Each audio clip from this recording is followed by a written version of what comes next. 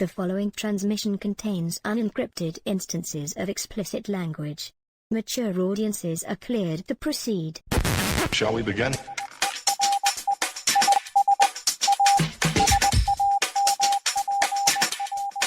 Let's begin. In September of 1933, Richard Sorge became the Tokyo correspondent for Germany's most prestigious newspaper. Unbeknownst to either the Germans or the Japanese, this was in fact the first small step in an intelligence operation by the Soviet Union, which would run for 8 years. I'm Todd. And I'm Dave, and we like to talk about spy movies. 2003's Spy Sorge was meant to be master director Masahiro Shinoda's final film. It is the film he wanted to be remembered by. Does this film make the case that Richard Sorge was the greatest spy of all time? We're going to discuss that in this episode of Spies Like Us. David, we have come here to talk about this 2003 film, Japanese film, covering events broadly from 1931 to 1941. Featured agency, although I don't think they get named too much, but I believe Sorge is working for the GRU. We're going to see also the Japanese Kempeitai and some brief appearances from the KGB sprinkled through and at the end of the movie. Have we gotten a chance to talk about the GRU before on this podcast? I'm not sure. A little bit, but we haven't dived too deep into it. But they're kind of like a military offshoot, or an offshoot from the military intelligence or something. Yeah. Well, I mean, I know that we have talked about the fact that most modern spy agencies had their origin in military intelligence, right? Such as the CIA, for instance, coming out of the OSS, and we've seen other examples of that. The GRU would be an example of that. GRU was the Soviet military intelligence agency from back from World War I. I think is when they were founded. They were mostly concerned with spying and counter-spying. The KGB is the other kind of spy agency, which is the one that like a secret police type that is primarily more political in nature. Like the KGB was specifically, if I've got my facts straight here, or at least what they were catering to was the Communist Party, and protecting Stalin's interests. They were mostly the KGB were mostly going around rooting out suspected traitors within the Soviet Union and political opponents. But they also did engage with foreign communists and sympathizers to advance the party interests. So the GRU and the KGB did often clash. There was bad blood between those organizations and competition for the funds and attention of the top leaders. You just put a button on it for right now, because there's one thing that we're going to hopefully get to in this podcast is we see some Soviet intelligence guys pulling some shit that is definitely not in Richard Sorge's interests. Those guys are the KGB. The guys that he's working for are the GRU. That said, the Kempeitai, if I'm pronouncing that right, what do you think? Kempeitai. If I'm reading this Romaji correctly, Kempeitai. Yeah. Wiki tells us that was the military police arm of the Imperial Japanese Army from 1881 to 1945. So I guess right up till the end of World War II.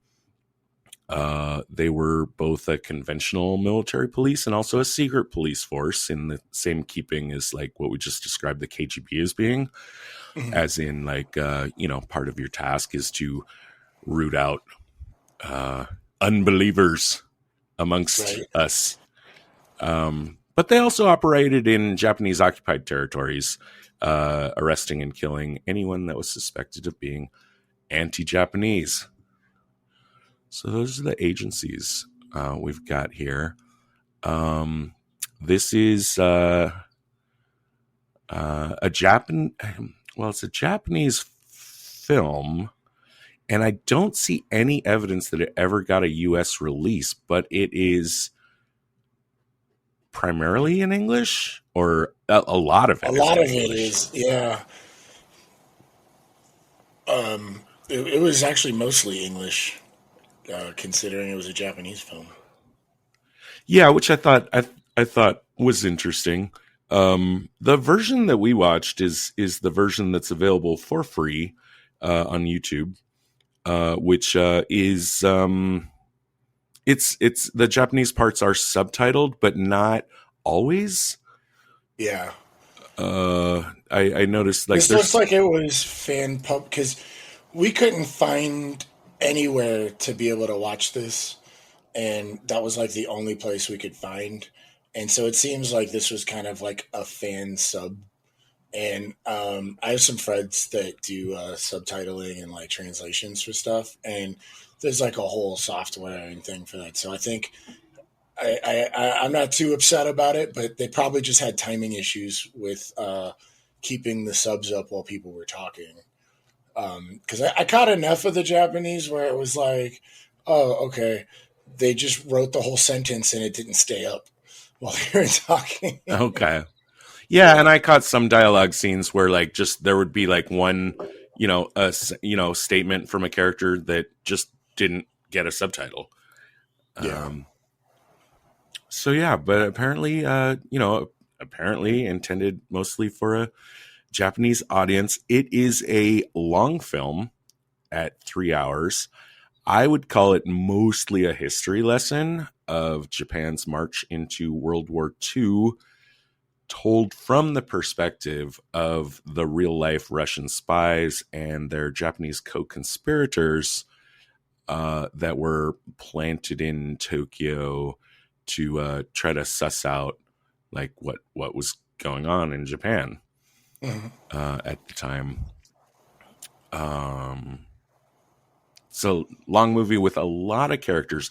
I can't be 100% sure, but I think all of the principals, I think everyone in the film that has a name is probably like a real person, as far as I could tell. When I kind of went through most of the main names, they were all had their own like kind of historical wiki, Yeah. and so it looks like I don't know that there are any fictional characters. A lot of times in historical films, you'll get like combinations of characters, but I think this was kind of. I think you had said that it was kind of like checking off historical boxes throughout the film, I did feel and that. I did feel that. so yeah, I don't really see any reason to think anybody was kind of fictionally made up because there wasn't much of a story. Usually you get like historical films where it's like they try and Hollywood it up to try and make it interesting for people. Uh-huh. I don't know. I don't know. I enjoyed it because that it kind of bothers. Like I don't know. I always think of the Musashi trilogy. There's like a 3-part film about Musashi Miyamoto, and they had this whole love triangle going on, which was like never happened, even if you know anything about Musashi, and it really bothered me, and it was like highly kind of or I guess like everything was like a big story and a big, so they didn't put anything in like that in this at all. So I don't see any reason to think that anybody was fictional. Who is Miyamoto? Is that the Five Rings guy?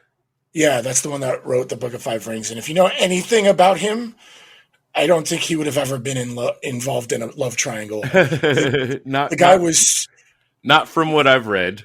yeah. Not only he refused to bathe because he was afraid he was going to get assassinated. He would only bathe if his like most trusted student was there to watch, and he didn't trust anybody other than like his one student and maybe his like other one or something like that. There's no way he would have been like, fallen for this one girl while this other girl fell for him. And it was like a whole part of that story that was only there just to make it fun for the audience. And to be honest, it kind of bothers me, like when you're like, I'm going to go see a movie about history, and the meat of the movie is just telling this random story, and it's just kind of sprinkled with some historical elements. Versus Spy Sorge was like, it was like watching those videos in history class in high school that were like reenactments, only a very high production of that and much more structured and put together. So I actually kind of enjoyed that about this, because I got to learn about a piece of history that I was completely unaware of. Like, you're the one that told me about this movie, and I was like, what? Like, we totally got to do this. Yeah, sure. Dude, that's a great segue into so yeah, I mean, we've established, like, as far as I can tell, and I looked at the Richard Sorge wiki, and the facts in the wiki and the facts in the movie definitely line up pretty tightly. Who's Richard Sorge? People might be wondering. He is supposedly, and this is surprising to us because we like to think we know something about some famous spies in history, but this guy was a complete mystery to us. But he's apparently very famous, probably a lot more well-known in Japan. I just have to guess at that. Yeah. I think probably the reason he's not well-known to Western audiences like ourselves is because his operation really didn't touch directly on Western interests. No. I think, not at all. we get taught the story of World War II, and the History Channel is primarily, through a Western perspective. And but that's what excited us about this, was getting to see, like, I mean, what were the Soviets and the Japanese thinking about each other, never minding, what the US perspective or involvement was. Yeah, the U.S. wasn't even touched on. They were kind of mentioned a couple times, but I really enjoyed learning about kind of what was going on in Tokyo and China between the Germans, Russians, and Japanese. I think Germany is the only Western force that was really a part of the story. Like, I think, like, Churchill might have been mentioned once, and they didn't even really talk about what England was doing. It was all about, like, because the Japan was allied, where it was part of the Axis, so they were like teaming up with the Nazis. So that's like a big part of World War II. So we got that whole perspective, and then Russia was one of the allies, and so there's the whole. And Russia's like kind of on Japan's doorstep and like bordering China, So that's like a huge deal for that time period of history. So I think we both were really excited to kind of get a whole nother kind of magnifying glass of like this part of history that we usually don't get. Yeah, definitely looking at it from the other side of the globe. Mm-hmm. It is, and I want to get back to some of that, some of those aspects of what we're going to see in the film. I mean, you say, like, we say the movie covers events from 1931 to 1941. It's near the end of that Japan is actually going to formalize its alliance with Germany and Italy. What our Russian protagonist is really there trying to suss out is, like, where are they going? What are they thinking? And we're going to have a lot to talk about in that. But let's wrap up some context of the, like, the film itself before we get there. It is the final film from Masahiro Shinoda, who also directed Samurai Spy in 1965, one of his earlier films. Of course, we did. Which we covered. Definitely go back and check out our episode on that. covered Samurai Spy for sure. Yeah. There's a 36-year difference between the two films, and they are quite different. Yeah, If you, absolutely. yeah, it's not a case of like I could have guessed these were the same director. This is definitely a case of two very different movies. As we discussed in our episode, that movie Samurai Spy was kind of like a layering on of a Cold War perspective, it being made in 1965, onto a period in the 17th century that marked the beginning of the Tokugawa period. Hmm. And this is more of a like pre-Cold War. This is definitely like it actually just tiptoes up to the beginning of World War II in a way. Yeah. Kind of film. Was a financial failure. It, from what I can see, it pulled in $5 million against a $16 million budget. Wow. Actually, am I? Now I'm looking at those numbers and I'm saying, wait a second, this doesn't look like a $16 million movie. This looks higher than that. Even for 2003. I'm not expert in these kind of judgment calls. I don't really know what it costs to make movies, but let's put an asterisk on that. I might have gotten a bad wiki page. That isn't, because historical pieces tend to be way more expensive because they not only, like, you gotta get costuming made from back then, you gotta get cars, you gotta get buildings, you gotta get, I would think that. I mean, maybe it's a lot less expensive to make a movie in Japan. That could be true too. The Japanese version of the Academy Awards, though, gave it pretty much all the nominations. Gave it nominated for Best Picture, Best Film, Best Director, Best Screenplay, Best Cinematography. The only award that it actually won was Art Direction, which I can give a nod to. I did like the production value of the film quite a bit. It was also nominated for Best Music Score. I'm going to call that a head scratcher for me. I thought it was bad. Compared for 2003, I'm a little surprised they got a nomination for that. Yeah, I thought the score was dull. I specifically wrote, these are my notes: dull, heavy-handed, unimaginative, and overly loud.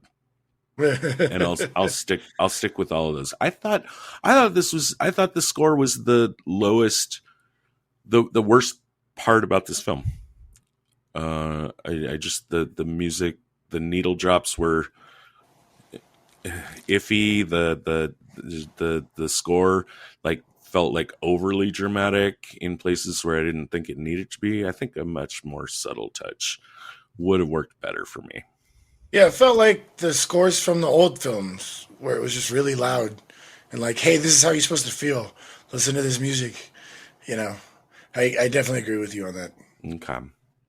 I noted there was a single source, an essay on this movie where someone was making the case that it was a propaganda piece for a German TV network that they claimed, and this is, I only have the single source for this, and I don't exactly remember what it was, but they claimed that the film was financed almost completely by a German TV network, which, as like, if you did, let's see, if we did imagine this as a propaganda piece, it doesn't seem to function very well. I mean, if anything, it would be a propaganda piece for Russia. I mean, the Russians are looking like the heroes in this movie.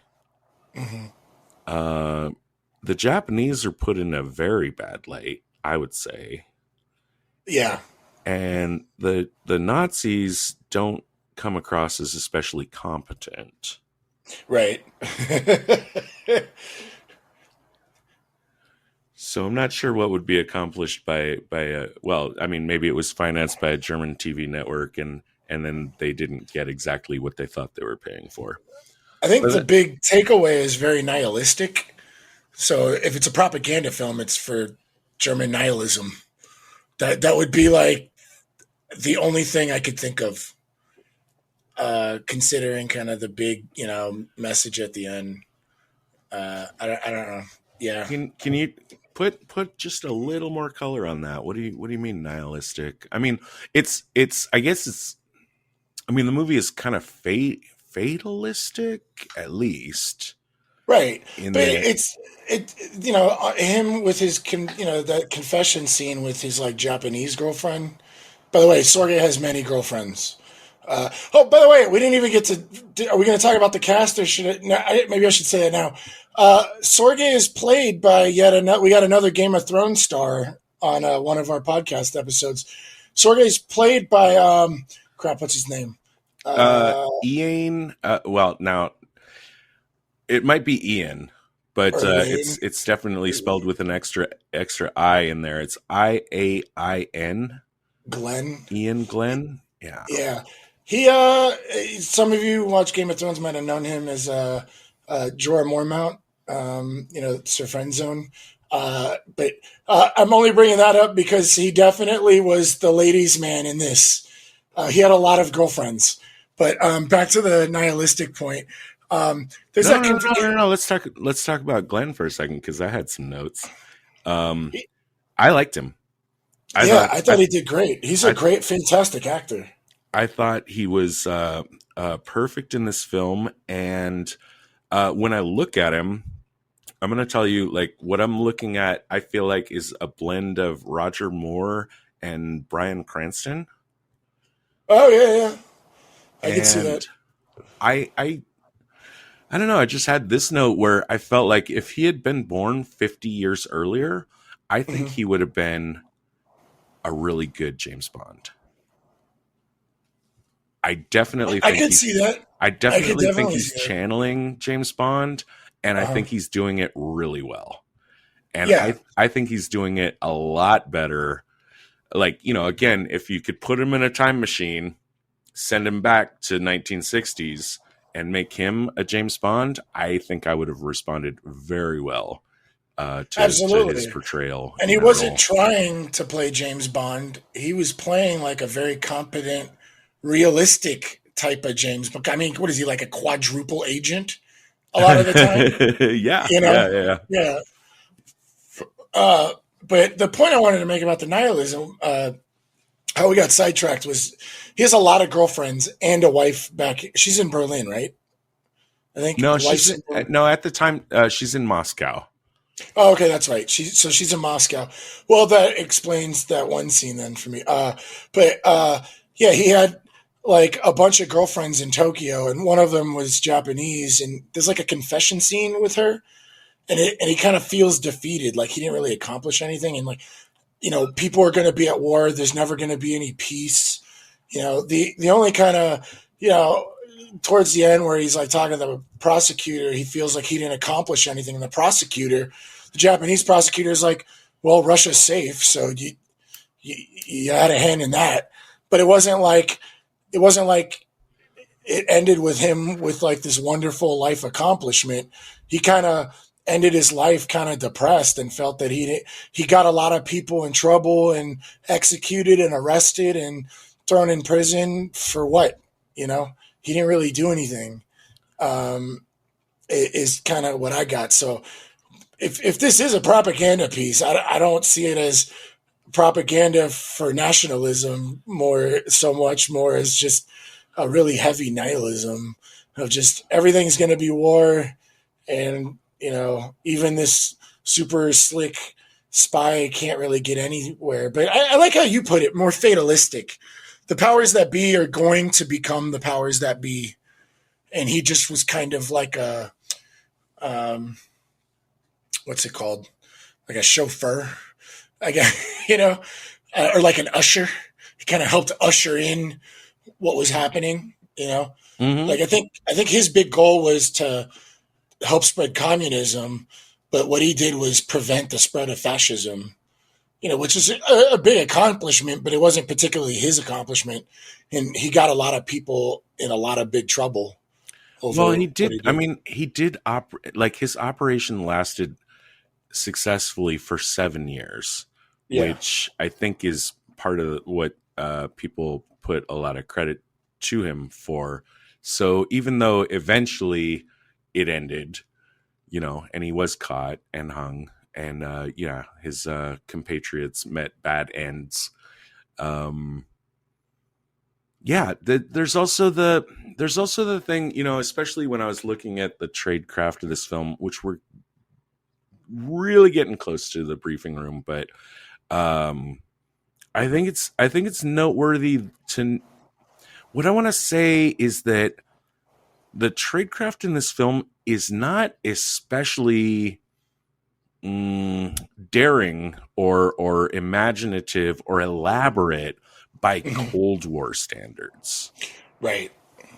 This is an earlier era before that real like dance of like the whatchamacallit, the wilderness of mirrors had really come about. I'm not certain Sorge would have been as nearly as successful in the 60s or 70s as he was in the 40s.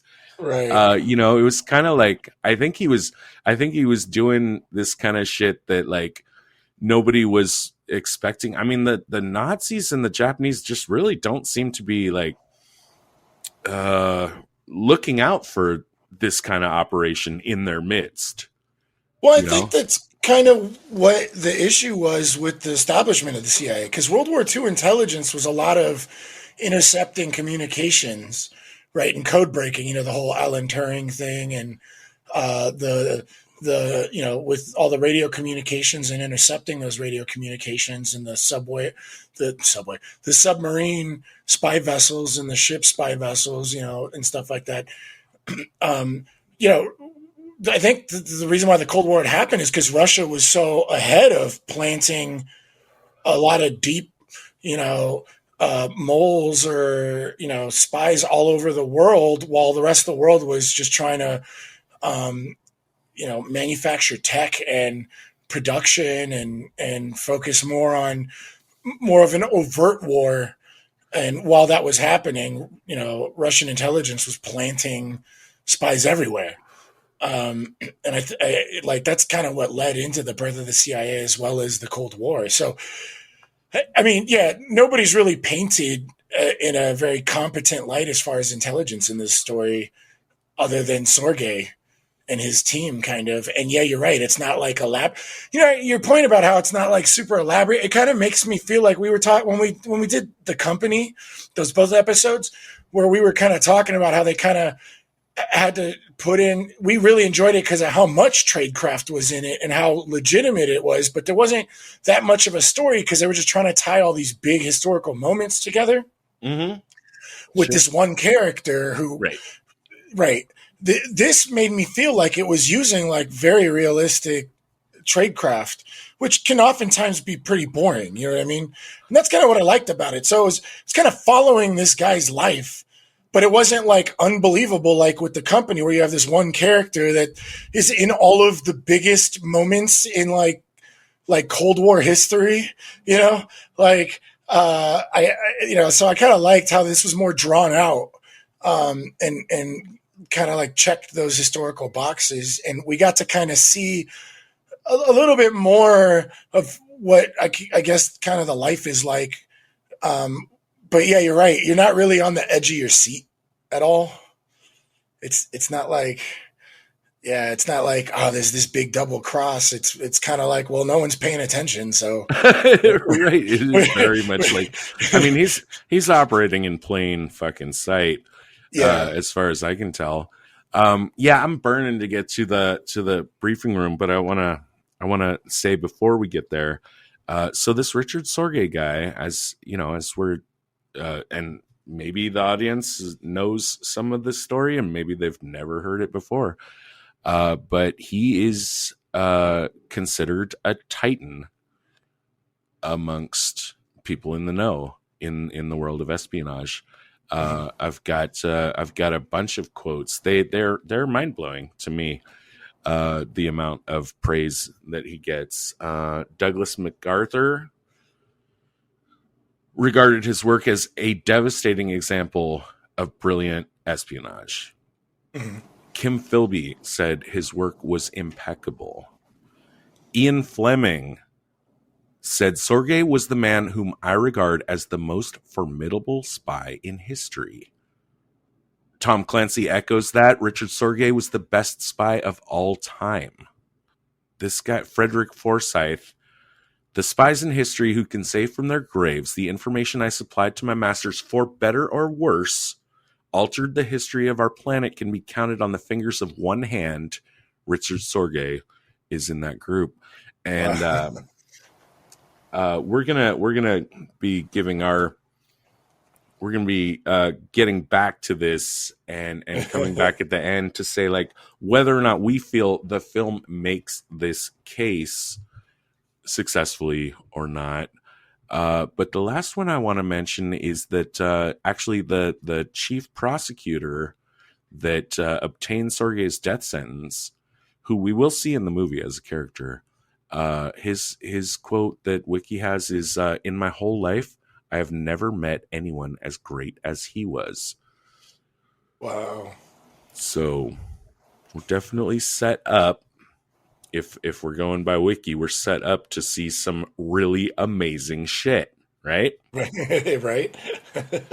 Last and as such, you know, his espionage work and his story has been the subject of many books, many movies, many television series. Going way back. There's I don't know, there's I think there was a 1965 film like Richard Sorge, Who Are You Really? Or something like that. The most recent version of his story was a Russian TV series launched in 2019. So yeah, he's a guy that I'd never heard of, but if you look at it, like, a lot of people around the world really dig this guy. Let's hit the briefing room and Sounds see what good. we think about how this movie, whether or not this movie, I don't know, how would we put it? Like, if there is a statue of Sorge, you know, in Russia somewhere, but you know, is this movie like a proper statue of this supposedly titan of the spy world? Retinal scan complete. Validating security clearance. Clearance granted. You may now enter the briefing room. So one thing that occurred to me while watching this movie was something I had learned from Dan Carlin's Hardcore History Supernova in the East series, which he just finally put out his final episode on. I'm in the middle of it. That he talks a lot about, like, you know, the Japanese, you know, a lot of the history that we're gonna kind of see in this movie. The thing I wanted to pinpoint was, you notice, like, these incursions into China that the Japanese are making, and also, like, the possibility that they might, you know, that they've taken also Manchuria and might go into Siberia. Right. The really interesting thing about this shit is that the Japanese army was out of control in this period of history, and in the years leading up to this. It was like each of the generals just kind of like did their own fucking thing. Like, there wasn't any, like, the whole, like, Japanese imperialism thing is really weird in that it's, like, kind of, I don't want to say accidental, but it's not part of a plan. It's literally like just one general that has an army saying, like, oh, I'm just going to go take this territory.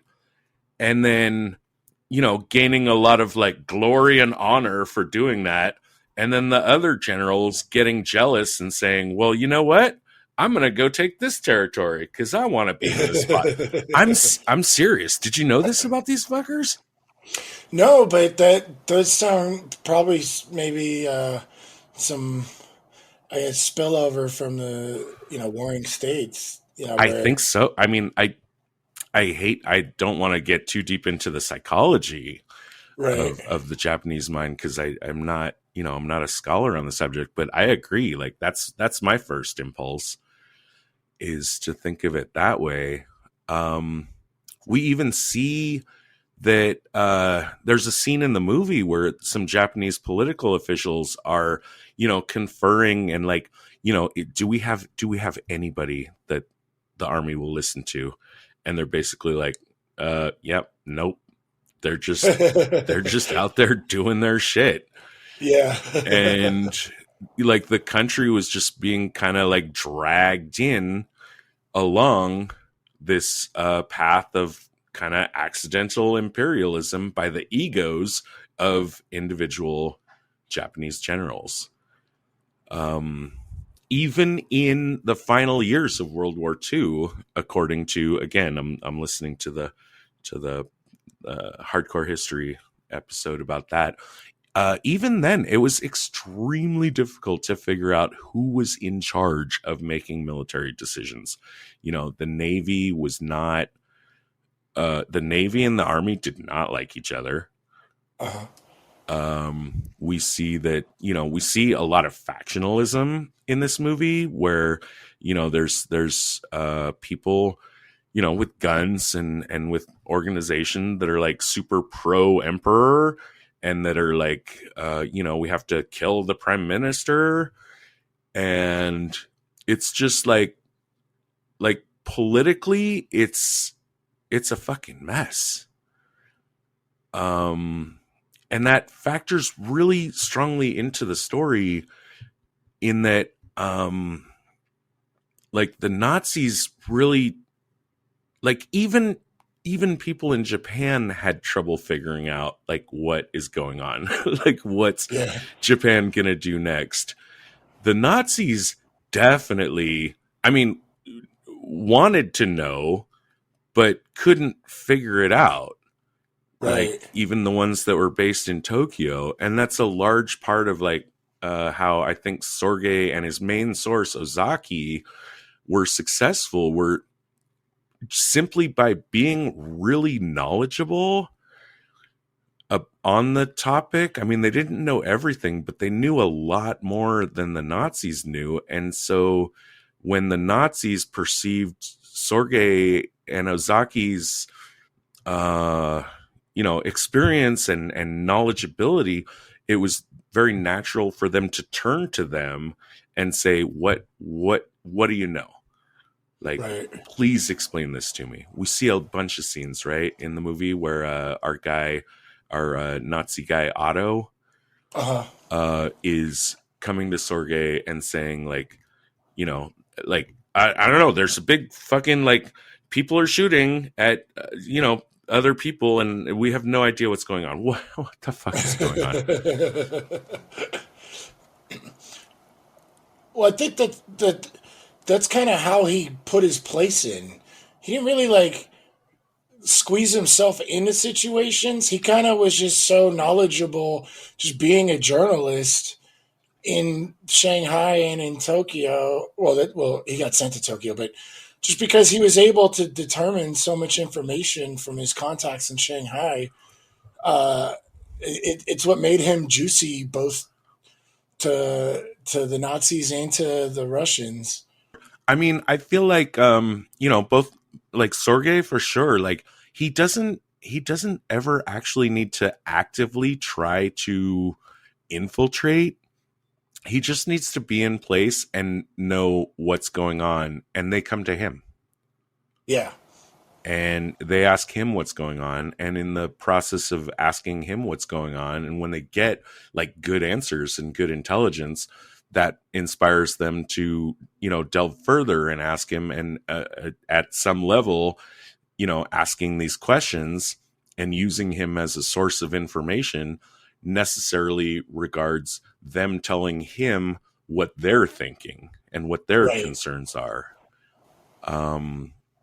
Ozaki is as well. Well, I will. We might be getting ahead of ourselves a little bit. I wanted to talk about Sorge's past before this, like, and how he and how he gets to this situation.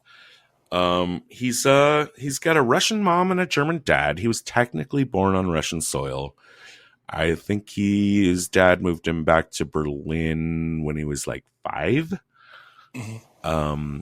He described his father as having fiercely nationalist and imperialist views, which he shared as a young man. And that was probably one of the reasons why he enthusiastically volunteered to serve Germany's military in World War I. Mm-hmm. I believe he was wounded 3 times. Iron Cross 2nd class. But it was while he was recuperating from his wounds, reading Das Kapital, he just decided to be a communist. He was convinced by Marx. There is also the fact that his great uncle, whom Sorge mistakenly believed to be his grandfather, had been an associate of Marx and Engels.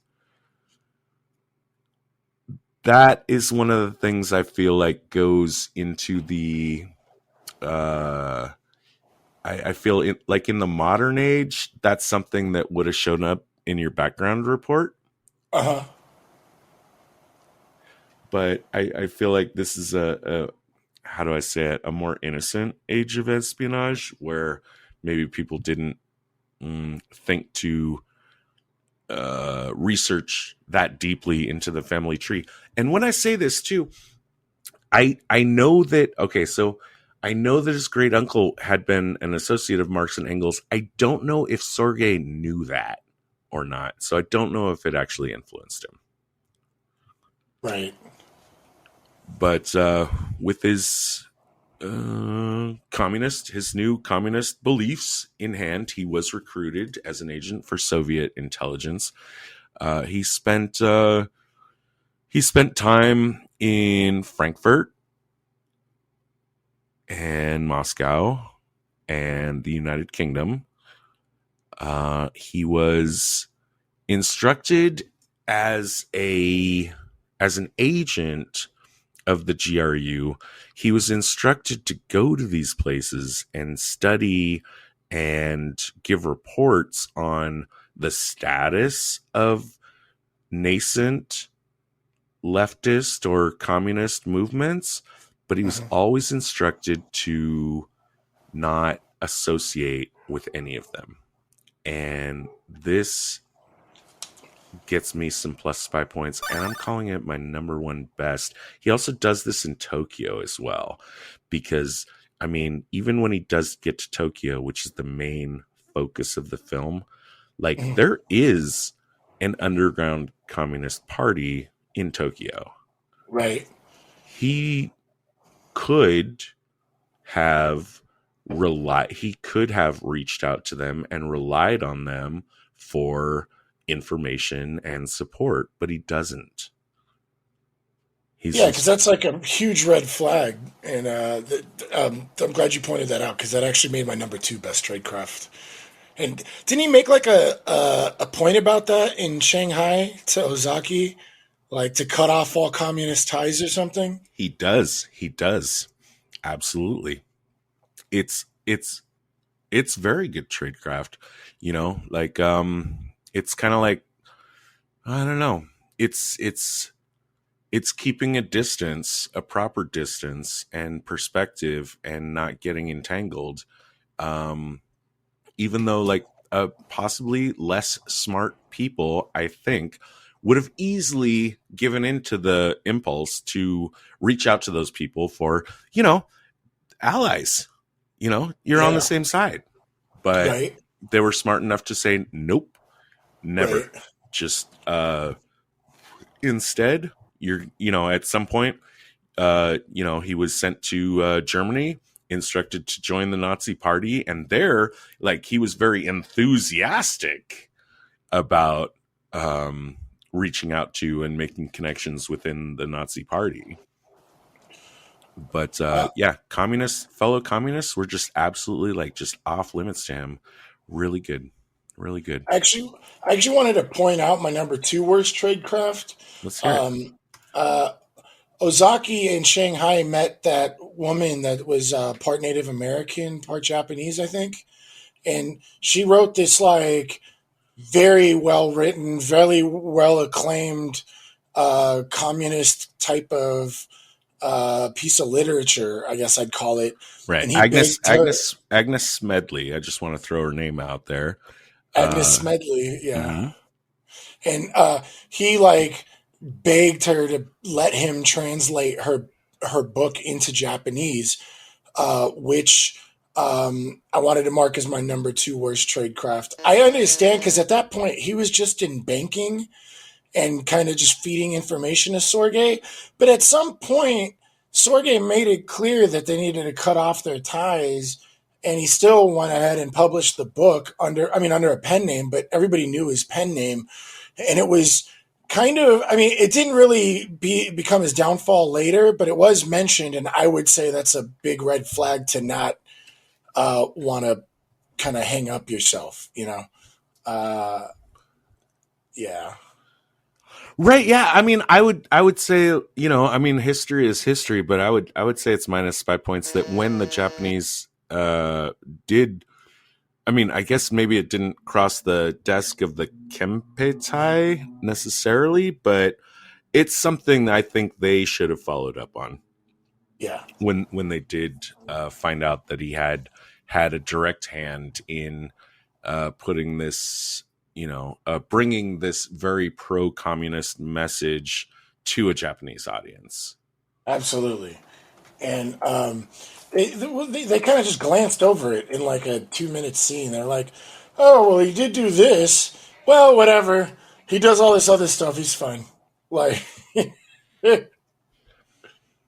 yeah. And did you notice, though, I had flagged a little plus 5 points in Shanghai, and this is before he had made the translation, but when he got his job at the Japanese newspaper in Shanghai, there was a guy from the Kempeitai who is just dragging through and just looking over his desk and noticing the book and saying like, hey, what's this all about?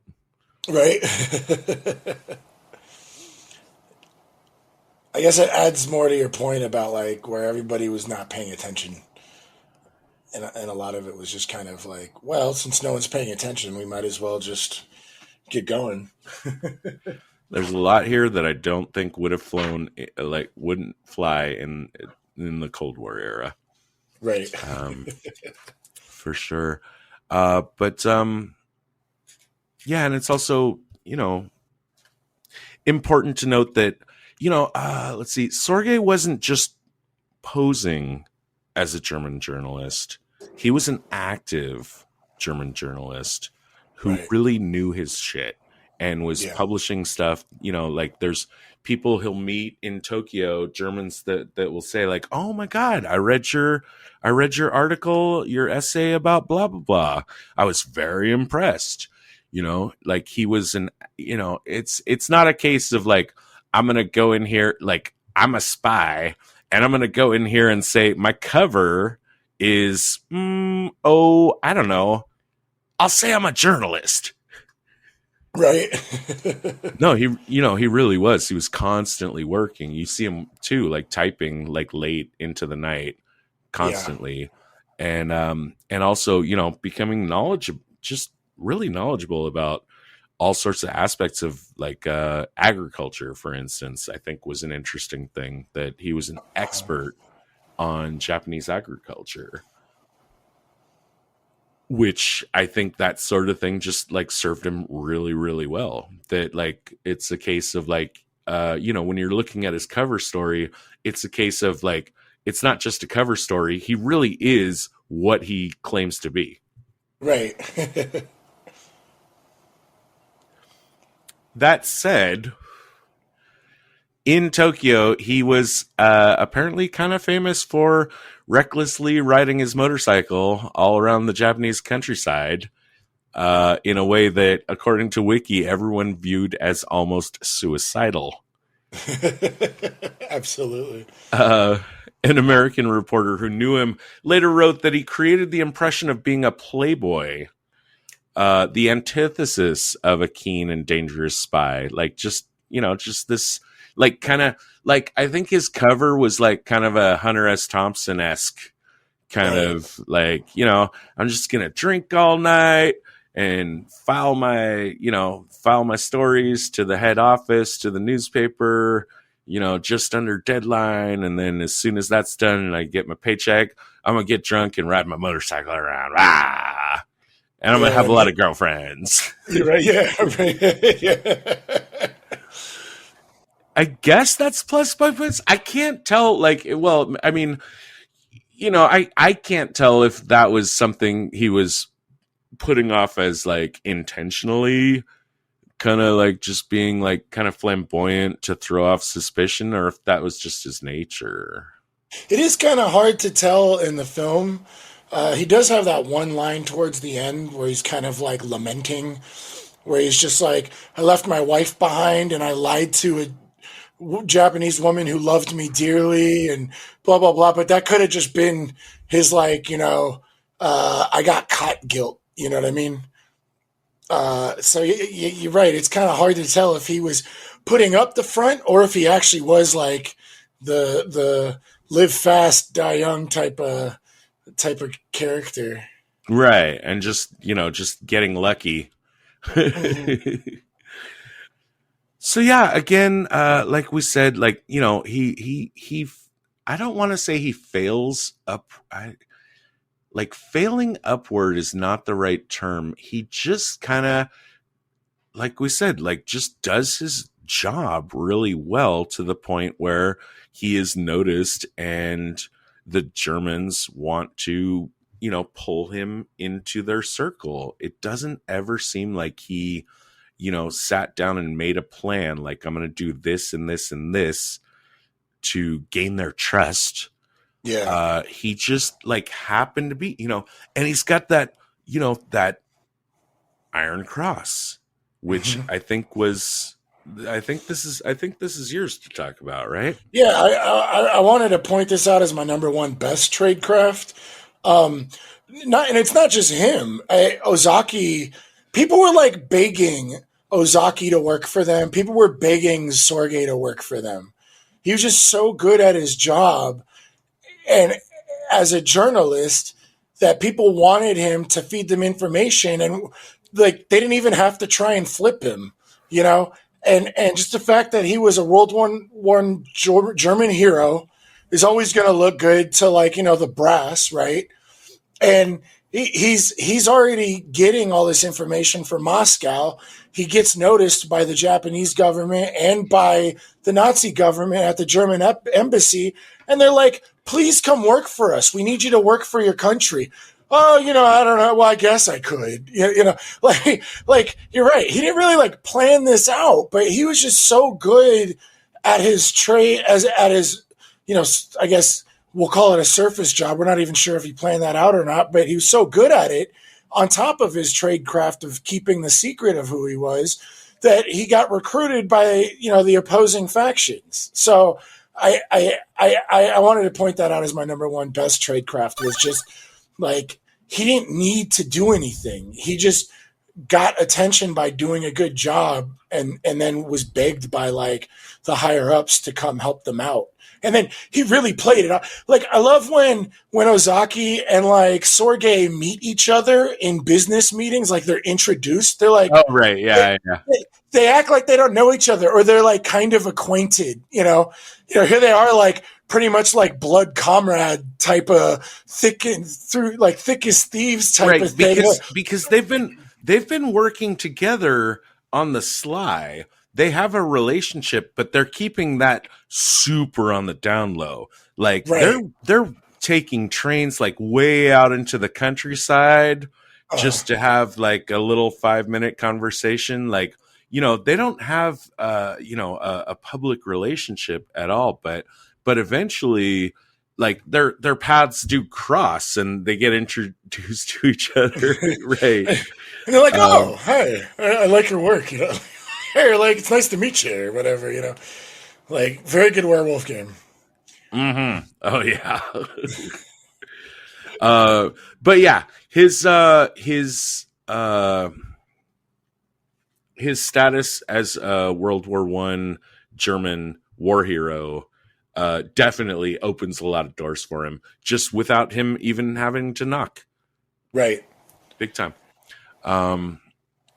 He the guy Otto, his super German friend, Hmm. that guy, like, I in the wiki I saw, like, that guy even submitted reports to his bosses back in Germany that essentially Sorge had written, and they were so good that they were earning Otto promotions, and Hmm. so that even, like, fed his ego enough to pull Sorge in even tighter. He was really grateful for what he perceived Sorge to be doing for him. Right. And at the point where it looks like there was a brief period. So Otto is a colonel. When Sorge first shows up in Tokyo, uh, the colonel is not the head of the embassy, but there's a brief period where the actual ambassador had resigned and the colonel was temporarily appointed the head of the embassy. And during that period, he took it on himself to, give Sorge, like, all the access, and to help him get his Nazi card, Right. which I guess it's weird he hadn't gotten that during his operations in Berlin, but Mhm. at least in the movie, like, there's a point where, like, he's super proud to, like, announce to his friend, because oh, there's paperwork we got to do, blah blah blah, but he's super proud when he gets to, like, announce to his friend, like, hey buddy, guess what, I pulled some strings, you're officially a Nazi now. And to give him the access, which, at least in the movie, Sorge, like, wastes no time with that access, jumping into offices and taking photographs of classified documents. He's still got the big cameras, the big 1940s cameras, instead of Right. the little easily concealable pocket cameras that we're used to seeing in Cold War movies. But I wanted to mention this part, like, I guess maybe we'll keep coming back and forth to it, but I didn't super feel like this was a spy movie in a lot of parts. But this was one of them, like, where Yeah. he's sneaking in and hiding behind a shade, and and there's a little bit of, like, oops, oh, she came in, the secretary came in, oh god damn it, I left my camera on the desk, is she gonna notice it, dun dun dun. Yeah. um there's really very few of these nods to, like, kind of, like, I don't know, dramatic tension or really any kind of sense of danger. Yeah, like we had said, a lot of it was just kind of like, well, no one's really paying attention, you know. We didn't really get to. I mean, like, was the brush pass where he's riding the motorcycle? That Mm-hmm. was like what, like 2 seconds? Um, Well, you know, that's at the end of a little montage, I think. yeah, Like, like, I think, like, we saw, like, 2 or 3 brush passes, and then the final one is, like, him just, yeah, you describe it. Go ahead. yeah. The He's just end on a one. motorcycle and drives by this car, and someone just hands him a thing. Yeah, there was another one where, oh, do you have a light? And they do the thing where you can match the lit cigarette to the unlit cigarette. And as they're doing that, the guy puts something in his pocket. There's it kind of makes me feel like Shinoda was trying to not make it a super jazzy spy film, And this is kind of like here, they do a little bit of spy stuff, but that's not the story we're telling. We're telling the story about this person that, like, you know, had a huge impact during World War II. And, like, all that he kind of accomplished to kind of bring down Germany and Japan. You know, which I think is kind of ironic considering, like, his whole, like, lament when, like, you know, his whole goal was to spread communism, but he really just, he did something really big by helping stopping the spread of fascism and the Nazi rule.